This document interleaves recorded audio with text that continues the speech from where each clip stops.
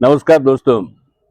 Bharatiya Janata party में जो इस समय बवाल मचा हुआ है और बवाल भी मचेगा क्यों नहीं। बात जयचंदों की आ रही है। जयचंद का मतलब सीधा सा है कि अपना होकर छाती में खंजर घोंपना और पीठ पीछे से वो काम कर डालना ताकि राजा की परास्त हो जाए, राजा हार जाए। अब देखिए, दौसा विधानसभा उपचुनाव हुआ, उसके अंदर किरोड़ी लाल मीणा के भाई जगमोहन को भारतीय जनता पार्टी ने टिकट दिया। इससे पहले जब मेन इलेक्शन हुआ था तो भारतीय जनता पार्टी का कैंडिडेट 51,000 वोटों से हारा था और कांग्रेस की जीत हुई थी। उपचुनाव के अंदर सिर्फ हार जीत का फैसला 2300 वोटों का हुआ। और ये 2300 वोट हारे क्यों? क्योंकि इसके अंदर कुछ ऐसे लोग थे जिन्होंने हरा दिया। बाबा किरोड़ी इससे व्यतीत तो है, लेकिन इससे अपने आप को बैक नहीं किया उन्होंने, और उन्होंने कहा कि मैं अब इन सब की पोल खोल के रखूंगा कि जयचंद कौन है। और बाबा किरोड़ी ने तो साफ तौर पर कहा निश्चित रूप से उनकी हार का कारण जयचंद है। इन जयचंदों के अंदर कई बड़े नाम आ रहे हैं, जिसमें भारतीय जनता पार्टी के प्रदेश स्तर के कुछ नेता इसके अंदर शामिल हैं। दौसा की जिला इकाई के भी कई नेता इसके अंदर शामिल हैं, जिनको टिकट की उम्मीद थी और जिनको टिकट नहीं मिला।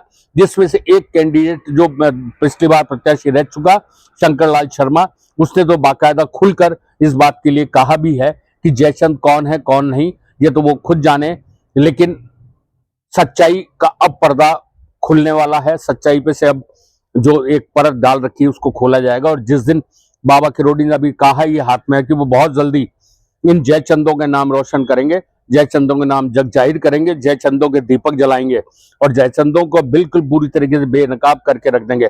बाबा किरोड़ी जब इस तरीके की बात कहता है तो निश्चित रूप से सबूत के साथ कहता है। बाबा कच्ची गोली नहीं खेली बाबा ने, बाबा को निपटाने की जिसने कोशिश की है, ये तो मान के चलिए अब आप बाबा की राजनीति चाल के अंदर वो ऐसा फंसेगा कि जिंदगी के अंदर दोबारा वो ऐसे कोई हिम्मत नहीं कर सकेगा। आने वाले दिन में देखिए भारतीय जनता पार्टी के किन जयचंदों के नाम अब सामने आते हैं, दौसा के किन किन जिला इकाई के पदाधिकारी जो हैं, मठाधीश जो हैं वहां बैठे हुए हैं, जो उम्मीद लगाए बैठे थे चुनाव के अंदर जीतने हराने की, उनमें से अब किस किस के नाम सामने आ रहे हैं, क्योंकि सब लिस्टेड हो चुके हैं, विद एविडेंस है।